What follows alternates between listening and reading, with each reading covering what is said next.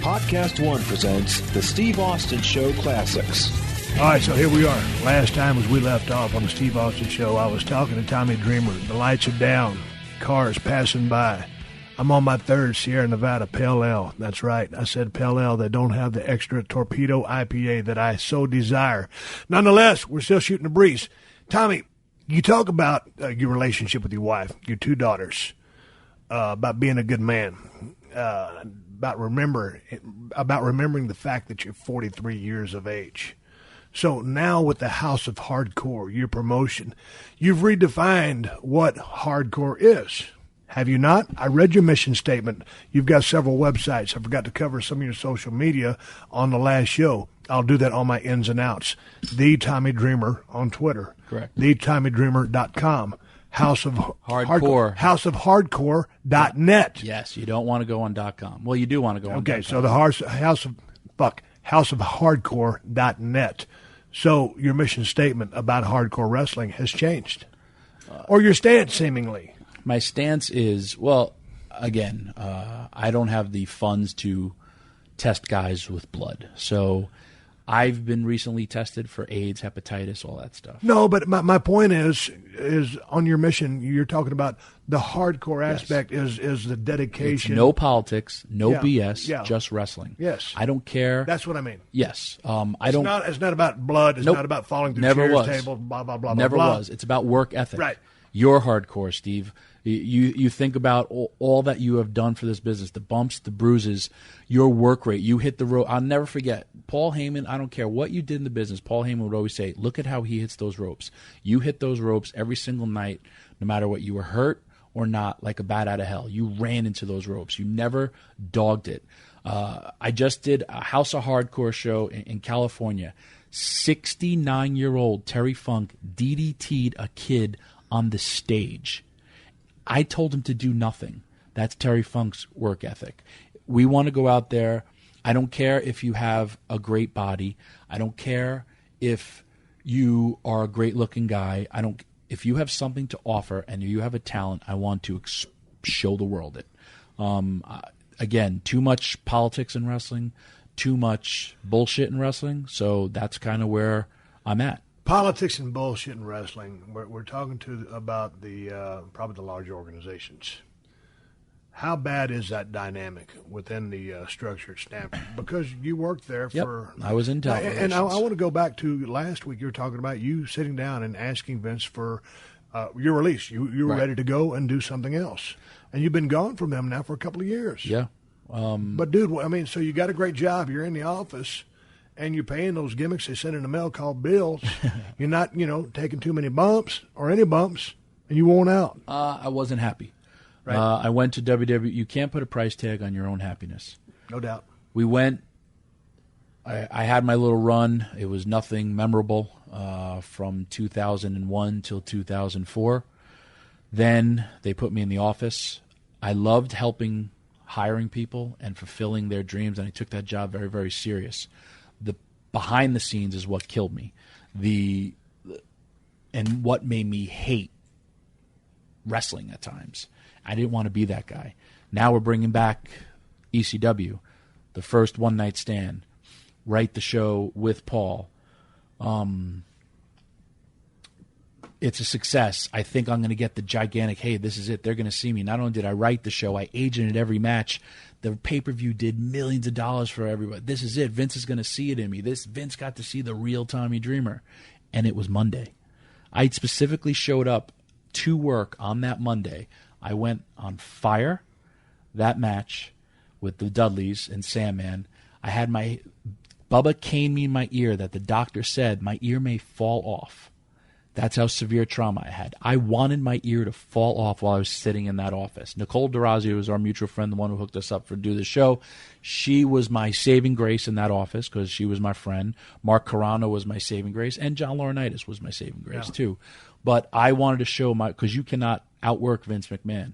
And I wanted to show that, Vince, even though my ear may fall off, if my ear falls off at this desk, I want you to know my ear fell off for you. Because I have decided that besides my own father, Vince McMahon is the most influential man in my life. Because this is all I've ever wanted to do since I'm 9 years old. And it was from the majority of what I saw him do, and it's, from wrestling. So then we're bringing 2006, pay-per-view comes, and hey, we're going full board. It's Tommy, you're in charge. We want this to be different. I was actually Paul's boss, which Paul was a pleasure. Then I saw it become more of the corporate. It just became another WWE product. And I was quickly removed from that because my opinions are usually different than the corporate structure. Anyway, the new ECW is going. You get told a lot of things. They didn't care for a lot of the ECW guys. I was happy they got on, national television. I was happy to be there for WrestleMania. They were still dangling that carrot. For me personally, for 3 years that show was on the air, I was the highest rated main event every year. They were doing nothing with me, but whenever I was in the main event, I was the highest rated guy. Me and Chavo Guerrero won 4. Me and Mark Henry won 3. Me and Vladimir Kozlov, 3 segments, a 1-1, which was like a UFC shoot fight for me. Yeah. Highest rated, and they still wouldn't go with me. And so I went to Vince, and when you weren't in this situation, when you're in WWE and you're making money, it's amazing. When you're not a top guy and or you meet your downside and they're bringing you to TVs, you're making not a whole lot of money. You're making like $500 a night. They may just use you for TVs. With that $500 a night, you got to pay your hotel for 2 nights, a rental car. You're not making money. And you're coming to a place where I was just getting beat for the sake of getting beat. And I just said it wasn't worth it anymore. My kids this was 2009. My daughters were 4, 5. I was on the road 300 days a year.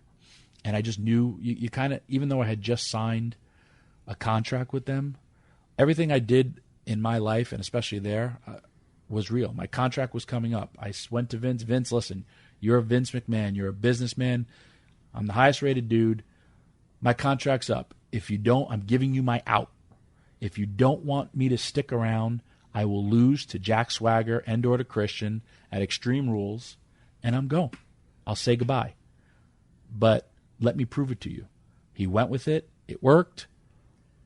3 months later, I'm back in the same boat. And so I just went to him. I said, Vince, listen, and I just signed a deal. And I just said, I can't be here anymore. There was one person in WWE that does not like me. He would bury me in all the meetings, and I had friends there. I had agents there. Everybody liked me except one person. Right. And I get it. Yeah. So I said, Vince, how do I – and he said, Tommy, I don't want you to go. And I looked right in his eyes, and I said, how do I stay? I can't work any harder. You're supposed to be this great businessman, and you're not pushing me for the ratings. And then he was like, well, we're going to go with NXT.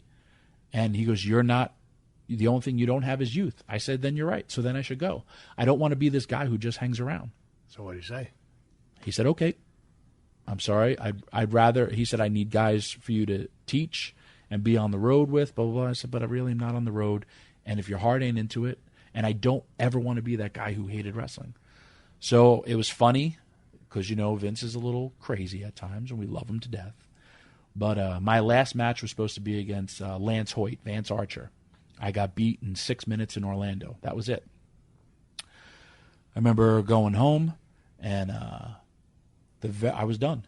That Thursday, the head writer calls me up, and he's like, well, we had a meeting, and in the meeting, when you're in talent relations, if someone is let go from the company or someone leaves the company, they send a mass email saying that person's no longer with the company, So they said, would you mind coming back? We're doing TV at the Meadowlands. Vince kind of cut a promo on us. And I was like, what are you talking about? And they said Vince was not happy with the main event of Evan Bourne versus Matt Hardy. And he said, well, what are you going to do? What about Tommy Dreamer? And now the whole room was silent because they knew that I just had left. Right. And someone said, well, Tommy's no longer with us. And Vince, they said, stood up and was like, what the hell happened to Tommy? And they were like, he doesn't work here anymore. Oh, no. And Vince was like, that's not true. Yeah, yes, he does. And they're like, well, okay. They didn't want to say. Right. You're the one that let him go. Yeah. And so they asked me to come back, and I had an amazing farewell. at the Meadowlands. My wife, my kids were there. I got to say goodbye, and it was against Zack Ryder. And I cut a promo. I went long, and the first person through that curtain was Vince. He gave me this big hug. It was great. They had all the wrestlers there. It was real. I mean, it was as real as television you're ever going to get. And, I never said I was going to retire because I've also, we talk about from last week's show, I've always been a man of my word. When I say I'm retiring, I will never wrestle again. I have, for TNA, I wrote a show called Hardcore Justice. I said I would never wrestle Raven again. I have never wrestled Raven again in a singles. People have put us together in tags.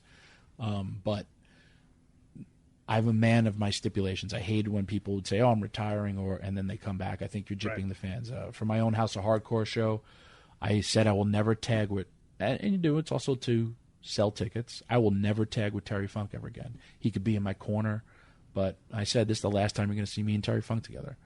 So now, why'd you say that? One, as a promotional tool to make something special, to, yes, sell DVDs, but Terry, when I'm talking with Terry, he's like, I don't know how much more he can go. He's told me this. Right. And then, okay, everything to me in wrestling needs to be special. And Terry, then let me just do this. Okay. And he'll still wrestle, but I won't tag with him because I made that a stipulation. Okay, now this is the question that I should be asking Terry Funk, but I'll ask you as to speculation. Why in the hell is Terry Funk still out there doing it? I mean, he's got to feel like shit. I feel he's got new like knees. Shit. He's got new hip. Because he's Terry Funk, there's no one like him. True. You meet a lot of veterans that you grew up idolizing, and a lot let you down. Terry doesn't. And it's funny. He said to me, everyone talks to him like, oh, you've retired 1,000,000 times. And he says, I am officially retired until some mark wants to pay me money to pull me out of retirement. So whenever I call him to book him, I say, hey, Terry, it's this mark, I'm calling you up. He's like, I love it. It's wonderful. Yeah. So with Terry is Terry. Dude, my House of Hardcore show, it was me and him versus Lance Storm and X-Pac. The show before that was me versus Lance with Terry Funk in my corner. And for a brief moment, it was 1997 all over again. Right. It was a moment in time, and it was great. His last time tagging, I gave you the DVD.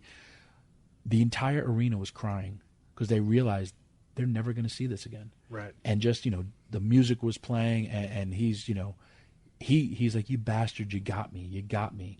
And because this business is all about emotion. I'm crying, Terry Funk's crying, Lance Storm is crying, X-Pac's crying, Angelina Love's crying, the audience is crying, and then we're going to go out and beat the hell out of each other. Yeah. But it's just Terry is Terry, and he went into that match. A week before he tore his ab in Japan with his brother tagging, and Dory Jr. still working too. Yes, they worked like 30 minutes. Jesus. In Japan. It's a different style in Japan. Terry goes out, but still, work. And I'm sure they made. I know what Terry gets paid. He makes a great living. A lot of people, it's a high mortgage payment for what, and God bless him that he still gets it. So Terry Funk at 69 years old with a torn ab was still better than 50% of a lot of guys out there. And he's like, in the back, guys, take care of me, blah, blah, blah. He came in and beat the shit out of everybody.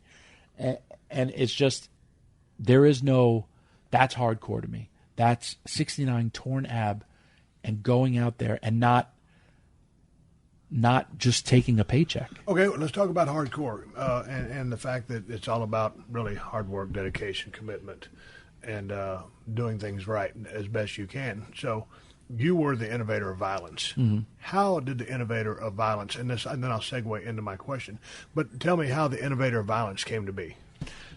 At the time, everyone had a moniker. You were Stone Cold. You were the Rattlesnake.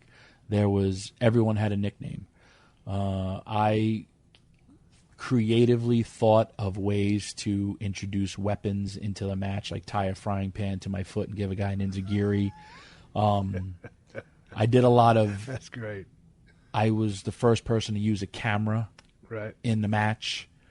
and back to, this was last week, talking about, Paul being in bed with WWE. And I remember it was a finish of a show, and I had the cameraman get up. I took the camera, I hit the guy with it. Boom, pinned him 1, 2, 3. The very next night, they used it with Shawn and Sid and switched the title. And I remember going to Shawn, I remember going to Sid and asking them, and they were like, Vince just came in and changed it. And I remember when I saw that, I was with Paulie, and he's like, they have stooges everywhere. Yeah. I was like, motherfucker. Like later, it was you. But did you come up with the slogan? Did yes, Joey Styles? No. Okay, so I came up with the Innovator of Violence. I actually dropped the Innovator of Violence after Chris Benoit. Right. Because I was working in the office, I was getting so many calls to go on CNN and because about wrestling and violence. So I kind of dropped it. Yeah. But it was during the time when everybody had a nickname. But now are you back to it? Nah. No. I use it if the announcer says it. If not, it was cool for a shirt. Right. I rarely ever sign stuff, Innovator of Violence. Right. People specifically ask me for it, and I'm kind of like, Yeah. I don't think wrestling is about violence. I think it. I have done violent stuff. Recently, just went back to TNA where I promised violence. I try to make that special. It's almost like, I left, but now they're dragging me back in. So it was a cool moniker. Okay, so that leads me to where I wanted to go now. You were the Innovator of Violence. So now Tommy Dreamer goes to have a match on House of Hardcore, a wrestling match. What's this going to consist of? Now, are you still doing your old shenanigans, or is it more scientific? Ooh, I've never been the scientific I know. type. I will. Let me explain. We were talking about TNA. I helped do some business for them at my house. It's my third ever show. I have Bubba Ray come in and attack me, which is going to help. TNA is going to do recently. Yes, TNA is going to then go do a pay-per-view there. And we did a big angle after my match. Bubba came in unexpected, unannounced, unadvertised. That's another thing I do for my show too, because I missed that element. I have brought guys in, not advertised them, didn't make a dime off their name. You never know what the hell can happen. Yep. So here comes Bubba. He lays out Funk. He lays out Sandman. He lays out Spike Dudley. Great. He lays me out. He makes the open challenge to me there. TNA's last event they had, I tripled their attendance in the Mid-Hudson Civic Center. And me and Bubba, it was, again, a throwback in time. We're going at it. And to say it got violent and it got crazy, at 42 years old, we would do a spot. I climb up. He nut shots me. He's going to superplex me. He's going to superplex me on the steel guardrail. So we have the guardrail set. I'm 265. He's 280 now, in great shape. Because I'm an idiot, I decide for the first time in my life, I'm going to stand on the top rope. I'm not going to do just go off. Yeah. I decide to stand on the top rope and get a superplex onto a steel guardrail. And when I hit that, I said, I'm every bit 42 years old. I tasted steel in my mouth. And after my match, I had to quickly go home because I did not want them to see that I was slowly bending over. Right. The next day, I could not walk. And the hardest part about me, and I said this last week, in my head at times I'm still 23 years old, but the recoup time. Are you starting to realize, you dumb son of a bitch, that you are 42, 43? What are you, 43 or 40? 43. You're 43 years old. Are you finally starting to get a little bit of a heads up? What's it gonna Sometimes. take? I know I don't look that good, but I do train hard to look this bad. It's quite sad. I met a guy. What's your workout routine? I wake up every morning. I do an hour cardio. Right. I have this thing I met on Twitter. The guy's name is Dr. Roland Bartholomew. He has low back tracks. I take it everywhere. I wake up in the morning, and some mornings I look like Terry Funk, or I got the shit in my pants walk, and I'm totally bent over. I lay on my back. I use this thing. And I'm fine. A couple weeks ago, 2 weeks ago, I injured my back wrestling doing a sky high, and I felt the pain up my hip. I flew home, could barely walk. I used this machine 5 times in the course of a day. The next morning I was doing cardio. Joey Styles, I gave it to him. He was looking at back surgery. No more. He didn't need it. It has totally helped my body. There's not a gimmick. Gadget is it? No, it's you lay on your back and you use your own. It opens up the disc in between your back. Right. And it looks like bicycle handlebars, and you just push. Right. And it feels great. Okay, but talk about the injuries. You had a broken neck, but you never got it fixed. Yep. I've never had a surgery. I've never had a surgery. Dude, that's yet. crazy. Yep.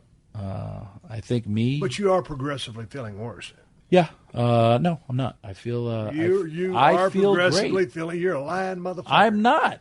I wish. Oh, come on, dude. I wish you could watch. I'm slower. You feel right now like you did when you got in the business. No, of Okay. course not. That's exactly but I what feel I'm saying. when I'm wrestling, I feel And no the pain. get up like a bent up old man thing, and then you go lay on your back gimmick. Yeah, but Okay, but when I broke my neck. But you got to know. I always like to talk to people that are 5, 10, 15 years older than me, because I always see, I had a pretty physical style like you, Right. but I'm just a snapback bumper type. But every 5, 10, 15-year increment, where are those guys at, how they're feeling? You're going to feel progressively worse the way you keep doing it. Well, yes. That's So old what age. is the structure of a Tommy Dreamer match these days?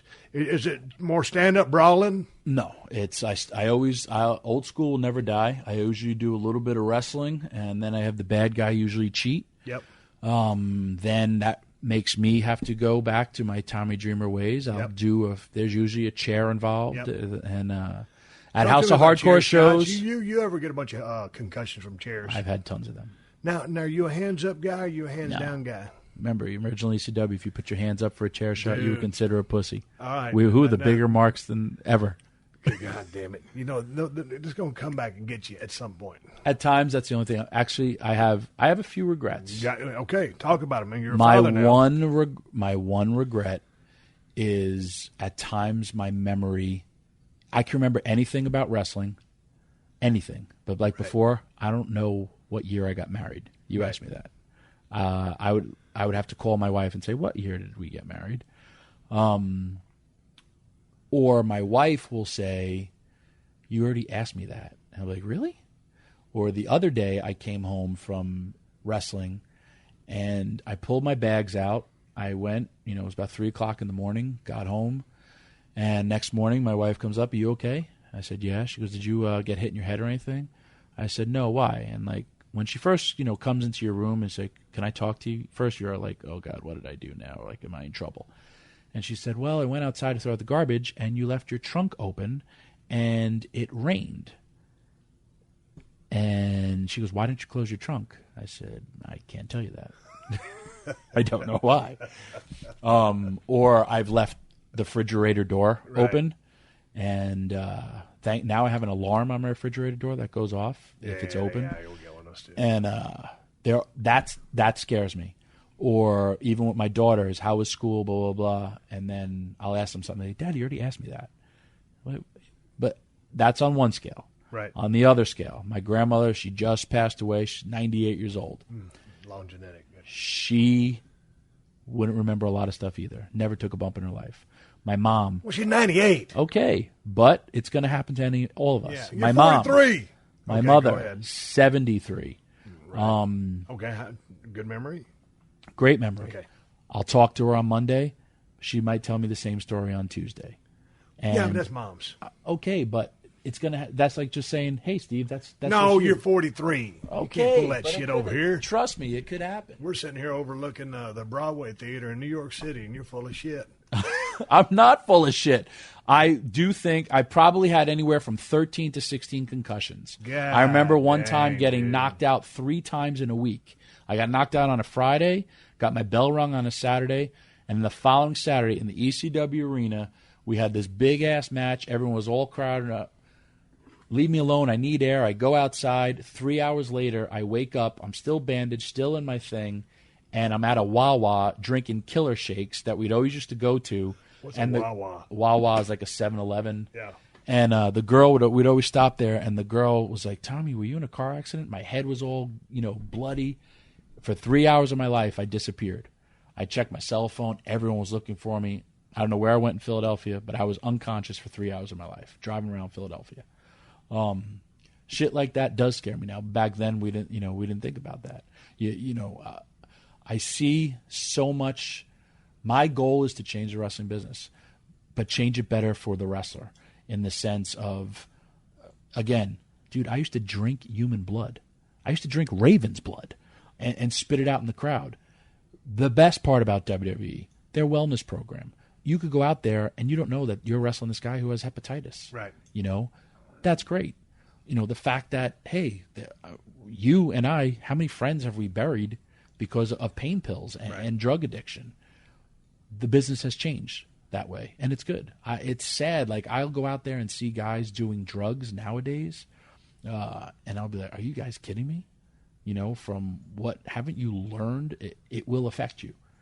I watched my best friend Test, who's the biggest, strongest dude, and I used to pull food out of his mouth or be like, I could push him down without even like batting an eye because he was all messed up, and he died. And I think about him every day. And the business is progressing in that there's also guys out there that wrestle because they have to and not because I wrestle because I want to. I wrestle because I love it. I don't wrestle because I have to. There's guys who have to go out there and do it. There's guys who need surgeries that can't get surgeries. What do you think it is about the boys that so many of our friends have left this world too soon? More so than rock stars, than football players and pro athletes, than anybody. Your take on why that is? And before you say that, I fired down a call to Test. I heard he was kind of messed up, and I called him, and he swore to me up and down. He goes, Steve, I'm in a good place. He goes, man, I'm not on anything. I'm doing good. And it sounded a little bit off, but he was swearing. So what I'm going to do, call him a liar on the phone. He's down in Florida. But anyway, after Brian Pillman left us, anytime I would find out there's something wrong with one of the guys and maybe he was kind of having some issues, I would finally, I would reach out because I felt it was my duty to at least, try to do something. And so anyway, turns out not too much longer, and then he was gone. So back to my question, why in the fuck? And I've been there, dude, because, man, I ran with the drinking crowd. I did my share of pain pills, somas, and gimmicks, but I never got hooked on them. Right. This, that, and whatever, blow, here and there. But sometimes I think to myself as I talk to one of my good friends who went down the same road I did, and sometimes I think, you know what? I've been pretty lucky, because I could have been a guy. So what's your take on this whole thing? Why have so many of our guys gone? Well, one, they really are in pain. Two, they had to go out there and perform, and then you get hooked. Right. I remember, Test really broke his neck. Test would sit in that car like, man, I'm in so much pain. And you get hooked on them because you don't. I could tell you, I have smoked pot twice in my life. Right. I've taken, after ECW One Night Stand 2005, where the doctor prescribed to me and told me that I was going to lose my ear, I took half a Vicodin and I threw up in the WWE office. You wasn't a pill guy. I've never done any other drug. That's it. Right. It's not me. But again, like I said, because I had, You're a very rare individual. And don't get me wrong, Lance Storm is just like you. Lance, teetotaler, Jerry Lawler, teetotaler. Your deal, your vice. Right. Women, great. But there's so many guys. I mean, I get the pain aspect because, like many of the guys, I have extremely high threshold of pain. Right. So by the time you get some Vicodins or some perks or whatever, it's like you don't really take them because you're in pain. You don't mind the pain.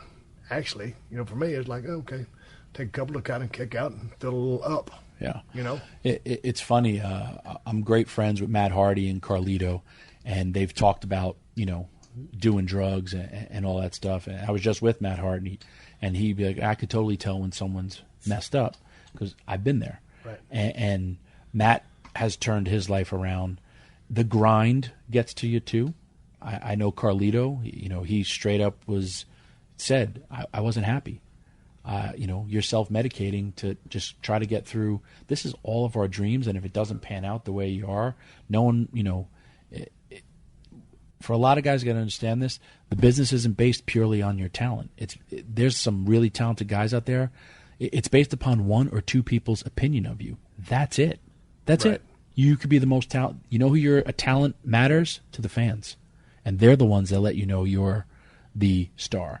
To get through a lot of that, guys would self-medicate, or guys would do that stuff. I think also, we're talking about guys wrestling past their prime or still living that lifestyle. From your generation, there's a little gap. We're about the same age, but there's a little bit of a gap. Yeah. There was more territories, and it was, back in the day, you didn't like what a promoter said. Oh, go screw you. Right. I'll go work here. I'll go work there. Now it's still the mentality of I've got another run in me, and you don't. this is a younger man's business. They can call you back, or you can contribute in other ways. But, you can't think, oh, the business is going to change, or let me try to get the most money out of this guy, the money mark, or I'll take advantage of this guy the best I can. I'll latch myself onto him, and then when it's gone, it's all dried up. But guess what? There's another guy around that corner that could do that. I think that's why a lot of guys think that way. But let me ask you a question. Every now and then someone will leave, and you'll always hear the patented, God dang it, when is Vince McMahon going to do something about this? Yeah. It ain't on his shoulders. No. I look at anything and everything that I've ever done, and I'm the motherfucker that owns up to it, is responsible for it, and has to be held accountable for it. Ain't nobody telling me to do nothing that I ain't going to do unless I want to do. So my point is, it ain't nobody's fault. Nope. Whatever you choose to do for yourself. As a man, you got to be, if it leads to your demise or leads to your success, you got to be the one that says, hey, I'm responsible for this, and be held accountable for it. And there's also guys who I feel that they think they're above the business, or they're deserved more, and then they get that bitterness. Right. And the business will move on without you. It has, with every top star has left, and whether they come back or whether they never do, but the business continues to move forward. You're listening to another classic episode of The Steve Austin Show, only on PodcastOne. Steve Austin Unleashed. All right, coming right back with the Tommy Dreamer on Twitter. House of Hardcore. Shows all over the place. The man, the myth, the legend. The white meat babyface himself. Hey, man, what the fuck happened to TNA? You were down there for a stretch. Yeah. What went wrong? What went south? Recently, I was on my Twitter account, Steve Austin BSR. You are the Tommy Dreamer on Twitter. I saw an exchange going back and forth between you and Dixie Carter. I was amazed. What went wrong? Was this a work, a shoot? What the fuck happened? Okay. Well, I went there. I had a lot of fun there. I wrote. You're talking about their shows that they ran in New York. No, you're talking about your TNA run. I had a little bit of a run there. Yeah. I wrote a show, Hardcore Justice. It was very successful for them. There was a different, let's say, a changing of the guard. There was different people in power than that there were there. Originally. If I didn't take politics in WWE, I'm not going to take politics somewhere else. Right. Dixie Carter and I have had a great relationship. She enabled me to have closure for ECW, say goodbye. I got to write a pay-per-view. I got to show the world, hey, just give me the ball and I will score a touchdown for you. I've done it before. Do it again. I leave.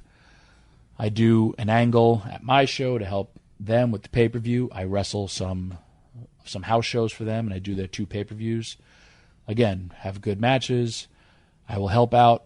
I will help out any wrestling promotion. I will help out WWE, TNA, Ring of Honor, New Japan, anybody who wants me, I will help you out. So I book the Dudleys at my show, stemming off of Bubba jumping me. Yep. And it's going to be me and Devon. Bubba and Devon versus me and Abyss. So I book some TNA talent.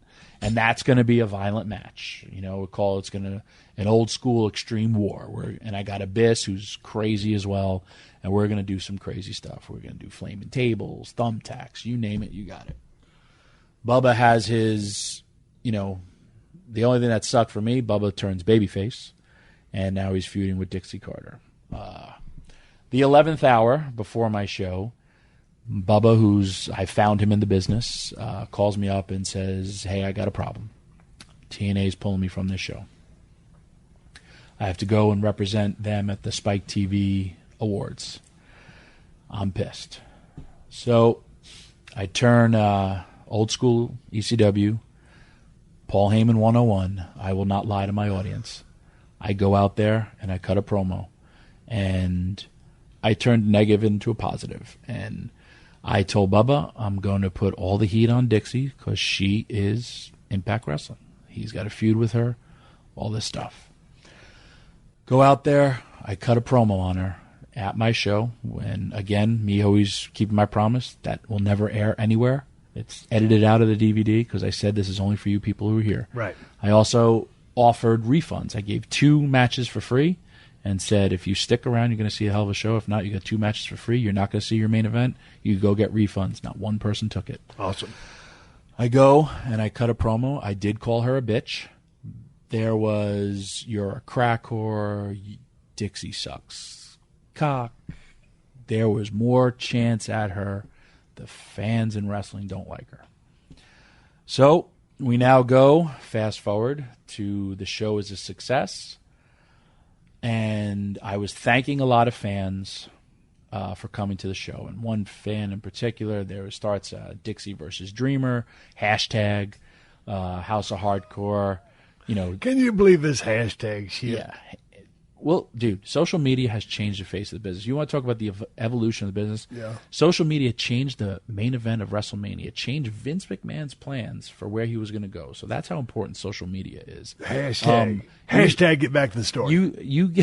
You think about your show. Yeah. How much more does it mean when network executives say, "Hey, you need to live tweet during your show because there's more viewership."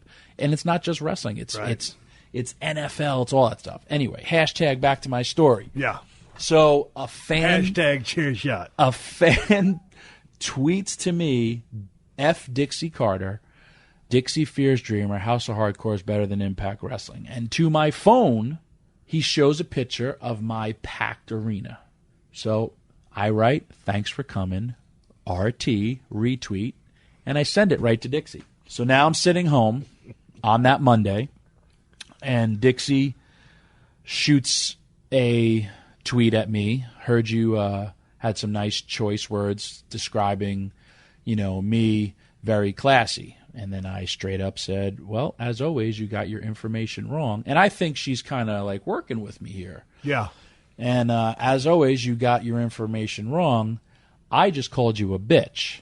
Everyone else said way worse things about you. Yeah. So then she writes back, and this again during Monday Night Raw, where it's great to tweet because that's where you get your most, listeners, and you write hashtag Raw, so everyone else. Hashtag Raw.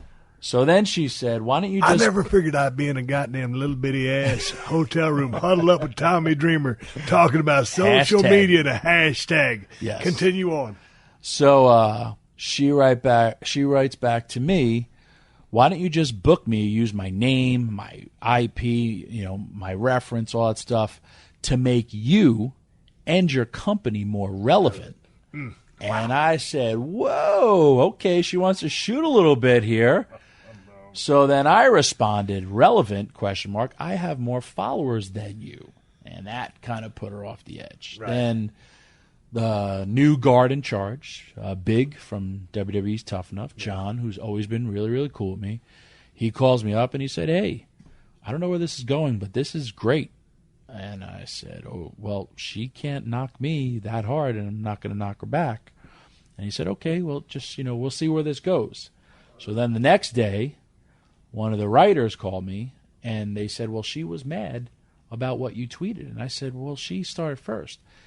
Back to that original tweet on that Friday, what came to my phone was a picture of my packed house. But on my laptop, the guy split it in half and showed a not favorable picture of their show that was running the same. They had a bad house. Right. I would never have done that in a million years. Right. Dude, I've given more press releases of they're not press.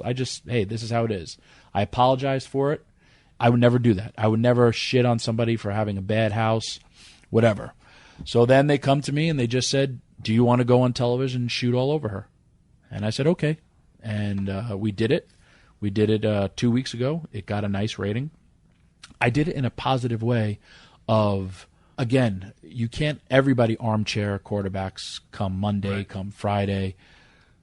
I said, this is what the business needs, and Impact Wrestling can have it. But the only thing they don't want to see is you.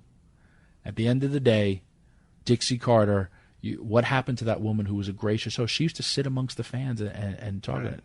And whether she got lost in her character or there was no huge payoff because she's not a wrestler. Right. The weird dichotomy of all this is most people complain about Impact Wrestling. There's too much talking and or bad acting. But if you look at even in WWE, talking segments do better ratings a lot of times than actual wrestling. It sucks. I prefer less talking and more wrestling. Right. But TNA has been making a lot of changes, and there was a huge payoff. I look at TNA, and again, I'm in a weird situation because, yes, I'm helping out in the back, but I'm also have my own little company, and I'm also shooting on the boss. The greatest part about Steve Austin was you did what everybody wanted to do, right. But you had your parameters. You're not going to tell Vince, right. When you had your ultimate tell Vince, you did it behind the scenes, right. But I'm doing it in front of the camera. And Dixie proved to me a lot in this past week doing the TVs here in New York. And to give it away, because I don't know when this airs, she went through a table, and she took a hellacious bump. And I look at every great franchise, or there's always a key moment in a franchise's time. You look at the Immaculate Reception with the Steelers. You look at the Ice Bowl snap, the Tuck Rule with the Patriots. There's always these moments in time where you can look back and say, this is where it turned around. And I think these New York TVs helped TNA turn around. If you go and watch them, it's different. And for me, in a brief moment of time, I don't want to say it was 97 again. I have a specific moment where I'm wrestling Ethan Carter, and I looked right up at her, and she's in the balcony of the Manhattan Center, and she's surrounded by Atlas security and these fans who are so rabid and into anything we did. And I'm doing the 10 punches deal. Yeah. And they're so into it, I go another 10. At the last 10 punches at work? Yes. Okay, I break my hands. And guess what? # I went to 20. And then I bit him. Double down. And I looked right before I went and did the last one, which then I go and bite him. I look right at her, and I got so lost in that moment. And it was just me and her, eyes, surrounded. And I went, why don't you suck my fucking dick? And I grabbed my dick, thinking like I was in ECW. The place erupted, and then I bit the kid. Yeah. And then in hindsight, I was like, maybe I shouldn't have done that. This is on Spike Television. This would be, it's not a PG show. I mean, it's not, under 13, right. But she is kind of, paying me some checks here and there. So, but yeah, I got so lost in that emotion. But I think that we have they're changing things around, and they're also. So you're saying these 3 television tapings that they did in New York City are going to make them turn the corner? I hope so. They're different. And I saw some amazing wrestling. And you got to understand that locker room is great. Oh, don't get me wrong. I love TNA. I mean, I don't love them, but I mean, right. I want them to continue yes. on. I want them to stay in business. I want there to be competition. I want there to be other options for the guys and gals. Yep. And, I mean, Eric Young, he's wrestling Bobby Lashley. Dude, he hurt his shoulder and he hurt his ankle. He twisted his ankle so bad and went out there and had an amazing match with Bobby Lashley. Bobby Lashley has so stepped up.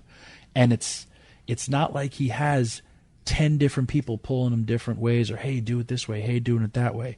There's a direction for Bobby, and he's stepped up. Bobby Roode, another guy, an amazing wrestler. The girls, the knockouts, they go out there and they work their ass off. And if they can do this, again, these TVs are different. They're special. I watched the Wolves versus the Hardy Boys. And they always, I remember reading in magazines, would we ever see Hulk Hogan versus Ric Flair? Would we see, Lex Luger versus Hulk Hogan back, when they were both, in their prime? The Hardys versus the Wolves was an amazing wrestling match. Then the next night, they followed it up with the Dudleys versus the Hardys, which was like, whoa, it's a throwback in time. Right. And for the younger talent that's stepping up, they have a new guy named Bram, who reminds me of the next Jake the Snake Roberts. He has it. I could see it in his eyes. I could see it in his work. How tall is he? How long has he been working? He was actually in the WWE system. He's married to Ric Flair's daughter, and he's about 6'4". Oh, great! He's got a great body. He's got a great look, and he does things differently. If he's in their system, why is he out of their system? I don't know. I couldn't tell you that. Ethan Carter was in the WWE system. I helped him get hired in WWE, and now Ethan Carter is doing the wrestling business. He could become a top heel. And it went from you can't wrestle, or they thought he was just getting his push, because to now he's been in a program with Bubba for the longest time. He's done a little bit to me, but he stepped up to the plate, and he's getting an opportunity, but he's also answering it. They have another guy named Rockstar Spud, who's Dixie's lackey, who's so entertaining. He reminds me of Stevie Richards. In the beginning, he was just a comedy act, and this kid has got it. He gets heat. He just needs to be a little bit bigger. Yeah, well, no, Yeah. But he's a small guy. The best part about him, he Yeah. understands that. Yeah. And again, these recent TVs, they brought in people that you were like, what? What are they doing here? They went all out, and it was every night, 3 nights in a row, sold out. Yes, it's a smaller venue, but you sell out Manhattan, that's good. It's going to come off great on TV, and then guess what happens? You now get to go down to the downstairs building, which is the Hammerstein. Right. Which, if that you sell that out, and then the process continues. But again, they're thinking. I've been in those meetings. At times, it felt like it was a fight. Now I'm in those meetings, and everyone's working together. And wrestling, to me, should be a team. Well, we'll see how that turns out. Let's go back to House of Hardcore. What's your next show? What's the future mode for your promotion? Taking the summer off. I'll probably run again. I don't have any set dates. It's cool because, when you were talking about independent wrestling, it's a lot like owning a deli in the sense of it's nickels and dimes to make your profit. Philadelphia is wide open for me, and I'm drawing really, really good houses there. Same with Poughkeepsie. The expansion that I did to the West Coast paid off, and the casino wants me to come back. I would like to go to 1 or 2 other markets. The hardest thing, this is my money, and right. It's a large chunk of change. Most people, when you talk about independent wrestling, for me, if you want to run a show in New York, number one, you got to get insurance. You got to pay for advertising. You will dip into about $4,000-$5,000 before you're even able to put tickets on sale, and that's not including talent. That's just for all the little things that you need to run a show. So, I'm hoping for September, October, November. Probably go back to Philadelphia and maybe expand to 1 or other 2 markets that I really like to go to. And if that continues, I just, I have my philosophy is this is like a baby. You have to crawl before you can walk before you can run. I'm not going to expand too soon. I've already had people offer me little things. I'm absolutely not. I don't have the finances to, do this on a weekly basis because the shows run me anywhere from $15,000 to $20,000 a show, and thank goodness I've been making a profit. I have said this publicly, and I'll say it again: the moment I lose $1, I'm not doing it anymore. Right? Because I can't. I've been down that road before, and I don't want to be there. If any of your listeners have millions of dollars and would like to invest in a wrestling company, I will change the world with you. You can find him at the Tommy Dreamer on Twitter. They can find you at thehouseofhardcore.net and thetommydreamer.com. Hey, last thing before you leave right off into the sunset, and then I take my sorry ass to sleep to go promote my show. Your favorite wrestler of all time? All of them. I don't have a favorite. Don't have a favorite. You have a favorite match? No. You have a match that stands out in your motherfucking mind. Work with me just a cunt here. Listen to me. Stop saying the C word. There's female listeners here. Oh, jeez. And you're talking about strip clubs and lawsuits and banging midgets with women. No. Well, I feel a match that you love. I love them all, bro. This has been my dream since I'm a kid. I've had some of my greatest matches on indie matches. Well, I know, but I don't have a bunch of matches that There's so many that I like. Okay, I'll make one up for you. No, I won't. I don't have one. I never had a favorite wrestler because I loved them all. I was influenced by so many. Dusty Rhodes was my favorite. Hulk Hogan was my favorite. I liked everybody. You have no clue. You're working with me. If it was the Killer Bees, I was cheering for the Killer Bees. To my foot and Sabat kick you. Shit. Innovator of Stone Cold. What? Dude, a while ago, I had this is the smallest room in history, and there's an ironing board in there. I broke that ironing board out and got my iron out to iron my shirt so I don't have any wrinkles. So I look good today. And if I got to break that fucking ironing board and hit you in the head with it, I will. As always Tommy, in wrestling. we're on the 35th floor. You can take the window, or you can take the stairs. You're listening to another classic episode of The Steve Austin Show, only on PodcastOne. as every single thing in wrestling's been done before, I have been already hit with an ironing board. Have you been hit with an ironing board, you and I have been motherfucker? suplexed on an iron board, and I bounced off of it. Did you get hit with an iron yet? To the nuts, yes. Well, fuck. And then they ironed my back to press out my shirt. Okay. This is the greatest business in the world. I love this business. I love everything about it. I have everyone was my favorite. Every match that my motto has always been I wrestle every single match like it's my last because I know one day it will be. I can probably name least favorite matches more than my favorite matches just because I've loved them all. There's matches that stand out for me. There's, again, as a promoter and going to see, or as writing shows and seeing a pay-per-view come together and just seeing the fans receive it well. These House of Hardcore shows where everybody's an armchair quarterback and you do a show and there's nothing negative, that means the world to me. No, I don't have a favorite. I could probably tell you one of my favorite matches to watch was the recent House of Hardcore 6 show where it was the Young Bucks versus Christopher Daniels and Frankie Kazarian. And I watched it in the audience like I like to do, as well as I saw Matt Hardy, Bushwhacker Luke, Terry Funk, all watching this match. It was a locker room sellout. Right. And I'm saying to myself, whoa. And they were like, that match was unbelievable. And I'm so happy for guys like the Young Bucks who are doing it the right way. And who are the Young Bucks? The Young Bucks are an amazing tag team.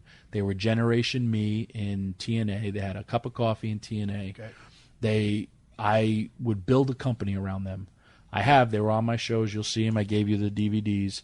And they went to New Japan, and now they're top stars in New Japan. Oh, good. They were viewed as too small. They had tryouts in WWE.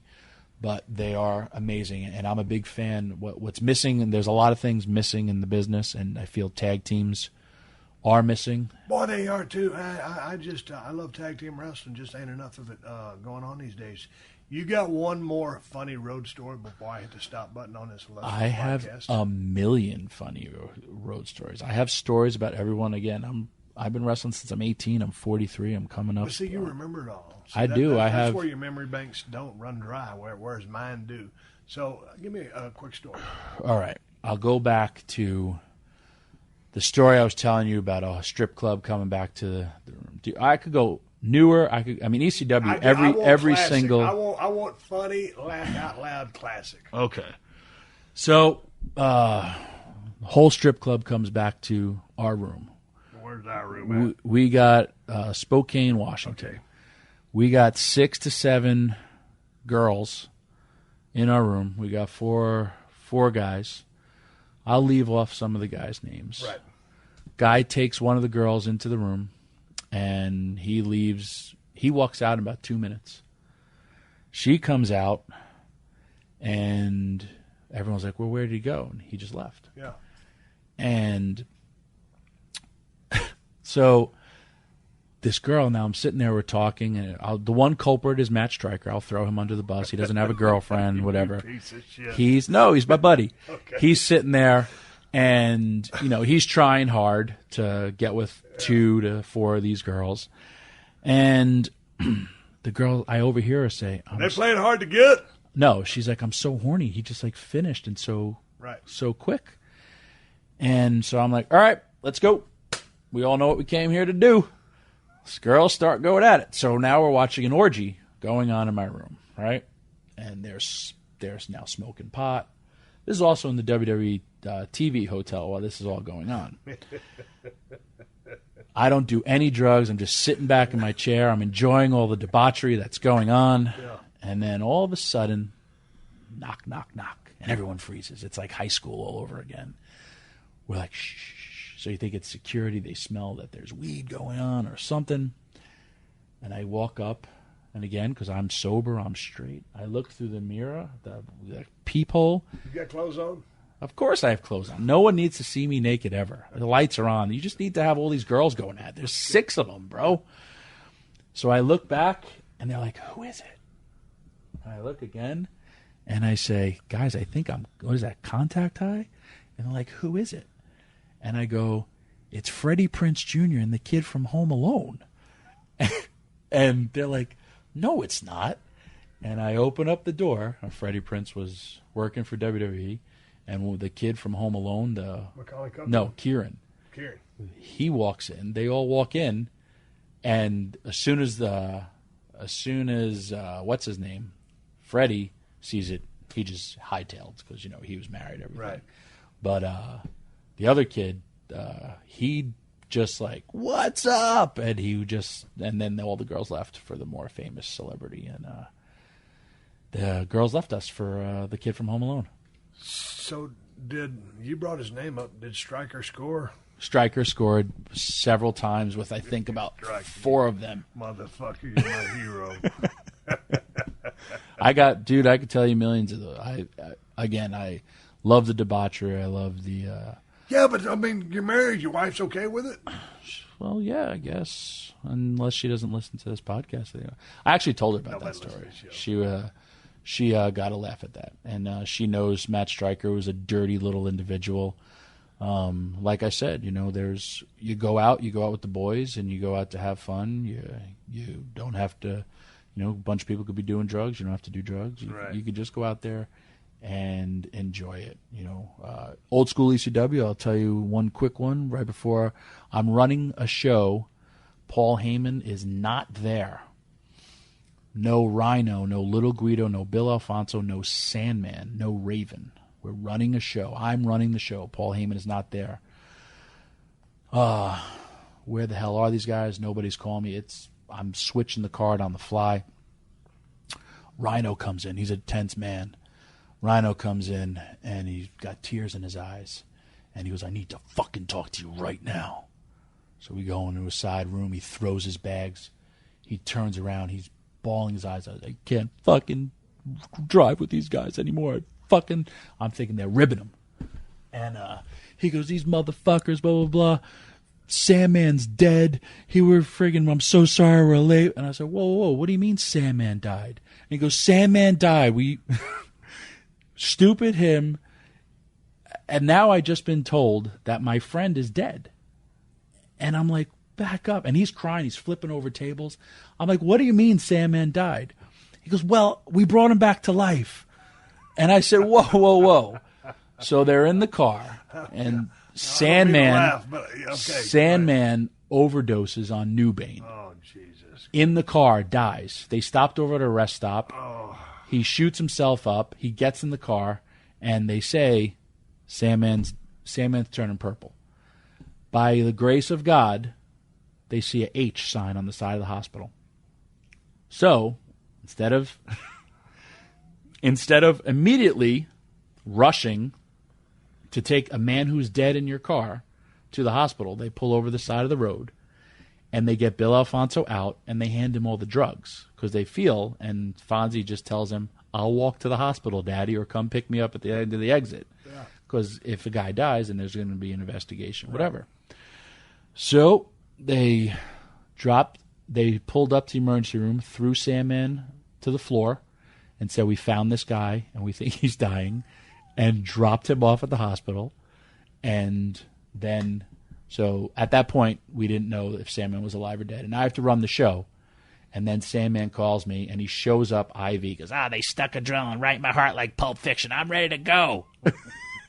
So Sandman died on his way to a show in Milwaukee, adrenaline needle to his heart, and came back and wrestled that night. But again, your friend dies in the car. What's the first thing we do? Pull over. Let's get rid of the drugs. That's a shoot.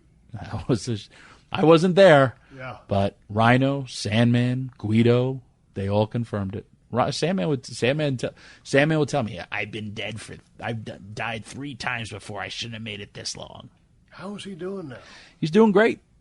He doesn't wrestle. He just makes appearances. I use him on all my shows. It just I say he's my good luck charm because I could always close a show with him. And how old is he now? He's 50. Yeah. And but he's pretty much got his act together. He still drinks, but he doesn't do any drugs. He has another kid, little kid. He's doing good for himself. I don't know what he does in the real world, but We talk all the time. He send me random Sandman texts. Like he'll send me a picture of him trying to start a solo wave at like Shea State. I mean, I'm sorry, at the Mets game. Yeah. And I'll be like, all right, thanks for calling me that you're in New York. He's like, let's do breakfast. I mean, I just had him in. I used him all my shows. So I just seen him like 3 weeks ago, and I asked him if he could dye his hair at least because he's all gray. And he's like, nope, I'm not. I was like, okay, thanks. Dude, what do you do for hobbies? Nothing. I tweet, and there are two of me.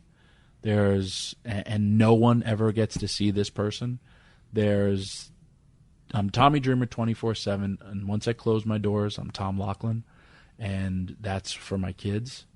And even it's hard. I think there should be a rehab program for wrestlers to adapt to the real world because it is hard. You're not really in the real world, but I have to go pick up my kids at school. And besides people looking at you or who I got to take a picture with or you go grocery shopping, I cannot not be me. I know who I am because I've always been a regular guy, but my daughters my hobbies are my daughters. And then once that ends, they go to sleep, and then I'm back to, promoting. When you're running shows, it's like working in the WWE office. It's 24/7. Right. Or whatever goes on. How much do you sleep? Vince hates to sleep. You're a promoter now. How much are you sleeping? About 3 hours a day. I've also, I know, Terry Funk told me this. Anything that you do, everything you do regarding to wrestling, you have to do 100%, as well as any day of wrestling is a great day, and I still hold that true. I've been doing a lot of movies. I work with a movie company that signed a 10-picture deal. We have a movie coming up with Martin Scorsese attached to it. I again started the first movie I did with them free. They're great. Woodhaven Productions. The director's Tom DiNucci, uses me in all his films. They were like number 3 on Netflix for like 11 days, which is big. I really do enjoy acting. If I would ever leave wrestling full time, I would try to do that. I love that. I guess Netflix would be something I do late at night, and YouTube just to watch wrestling. What time do you go to sleep? Yeah, about 3, 4 o'clock in the morning. Then usually up? 7, 8 for my kids. Take them to school. And you survive on that? I can. I just started shooting a movie, and a year and a half ago, and just started shooting New Bane. No, I started drinking coffee first time in my life. Really? Yeah. Now I'm addicted to it. Yeah, because you're old. Yeah, it's too good. Old, taking unprotected chair shots. I'm not. How about my House of Hardcore show? First time ever. I told you for TNA's one night only. I took a super duper plex on a steel guardrail, like an idiot. House of Hardcore show, I turned the negative into a positive, but guess what? The first time I took ever in my life, thumbtacks. I took a choke slam into thumbtacks. How was that? Ever. Invigorating or painful? It did not hurt when I first hit it. It was actually like, okay, that's all right. And Abyss gave it to me, and Abyss has as much passion for the wrestling business as I do. And he gave me the big choke slam, boom. And then when guys are bouncing around you, or you have to move, now they're slowly going into you. And the fun part, again, being a promoter, being a wrestler, breaking a table. Yay, everyone pops. Being a promoter, tables cost like $135 a table. I hate when people break tables now because when I got to pay for it. Anyway, we're putting the matches together. Abyss tells my students to go out and get thumbtacks. They go out on an independent show and purchase 2,000 thumbtacks. So I took a bump into 2,000 thumbtacks. How was it? Yeah. The thing about it is, if I'm more religious. I'm a lot more holy. Right, but when you go to get up, it's all the extra thumbtacks. Yeah. You don't need to make an extra print. Just try to sit up. I always thought there was money in Abyss, Joe Park, whatever the hell his name is, in WWE. And obviously the Abyss, to me, was kind of a spinoff of Mankind. But I loved when he played the goofy dork guy. Man, I don't know if some people had heat with the guy or not, but I thought the guy was really good at that role. He's amazing. I enjoyed it. That was he's good at anything he does. Yeah. He's next to the Undertaker. He's my favorite character like that. Yeah, I thought he was tremendous. I just kept thinking New York's going to pick this guy up. There's money with this guy. Nothing ever happened. Here's a behind-the-scene exclusive scoop only for you, because I don't do these things. When I worked in talent relations, I actually had signed Abyss, and they wanted to do Abyss versus the Undertaker for WrestleMania, and negotiation. He was free and clear, right? But then I had signed him, and then he backed out, and he got scared, and he stayed where he was, which he has no regrets. But that's when they did Nathan Jones versus A-Train. I'll be goddamn. I think Undertaker versus him would have been an amazing matchup. Oh, it would have been, and he's a big kid. He's awesome. I would work every match for the rest of my life with Abyss if I could. Yeah. I love working my. Well, I thought there was something about the guy. And there still is. Yeah, there still is. And it's not like they just got a shitload of talent piling out of the woodwork. So, hey, man. I call him the Cookie Monster Abyss. Hey, we're looking down the street. There's an ambulance parked down the way. I have seen more cabs, Tommy, passing by than I've ever seen in my entire life. We're not in the Broken Skull Ranch, bro. This is the city that never sleeps. They're all wrestling promoters. Everybody here. I've owned Broken Skull Ranch since 2007. Since that time, there's never been a cab on my property, but I'm looking at a bunch of them. Hey, man, I appreciate you coming by the smallest hotel room in New York City and hanging out with me. We did the second half of the podcast. Tommy was sitting on my lap, but it's all professional, and you were great. I appreciate you having me again. I don't hands to yourself. I don't do these. It's amazing. Social media has changed the face of the business. Podcasts. They just did a study. More than half the U.S. population listens to podcasts, and I think you're the only podcast I've ever listened to. I don't preferably like them. Everyone has asked me that maybe I should get my own, but you make it interesting. And even when you called me up, you said, "Let me do my research." I don't have time to listen to podcasts, but I listen to yours, and so I was saying, man, I started researching. I said, man, I did all that, but then I said, man, you shouldn't talk with this cat. I appreciate you having me, and we get to plug my stuff. I follow you on Twitter. I love the fact that yourself, Eric Young, anybody, man, if they're making a living in wrestling is one thing. Surviving outside of wrestling is great. And the fact that you don't have to go out there and do indies, or the fact that I've watched your movies, I've listened to your podcast. You bust your ass and attack at a project just like you did with The Ring. You go all out, and I got nothing but respect for you, and thank you for having me. All right, everybody. It was great talking to the one and only Tommy Dreamer there in New York City. Tommy, shout out. Thanks for coming down to the hotel in New York City and making the drive. Good luck with everything. House of Hardcore Promotions. Y'all can keep up with Tommy Dreamer on his Twitter account, The Tommy Dreamer, and House of Hardcore. What is it, .net or .com, Tommy? Shit, I don't even remember. I've been hitting the head with too many steel chairs. But anyway, thank you to Tommy Dreamer for coming on down and having a good time, shooting the breeze, and looking at the wonderful theater district in New York City. Thank you for joining us for another classic episode of The Steve Austin Show. Please leave a rating and review on Apple Podcasts and tell your friends. For more Steve Austin Show, go to PodcastOne.com. That's PodcastOne.com.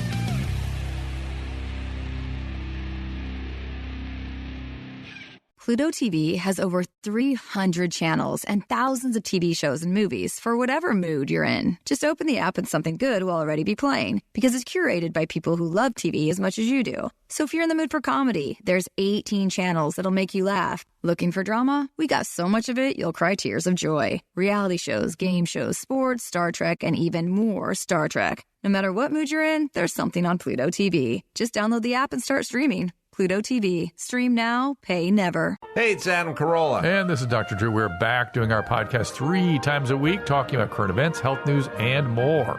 So, if you miss us on Loveline, check out the Adam and Dr. Drew Show. New episodes Wednesday through Friday, available wherever you find finer podcasts. Yo, what's good? It's your boy, Big Brother Jake, a.k.a. Jake Warner, my government name. Check it out. I host a show called the Big Brother Jake Podcast, and I've taken my talents to the biggest and baddest platform on the planet. That's right, baby. PodcastOne. My show is unique as I talk about everything. Life, sports, entertainment, being a single dad juggling several jobs. I'm a hot mess, but it's damn entertaining. Subscribe and review now on Apple Podcasts and listen on PodcastOne or wherever you get your podcasts.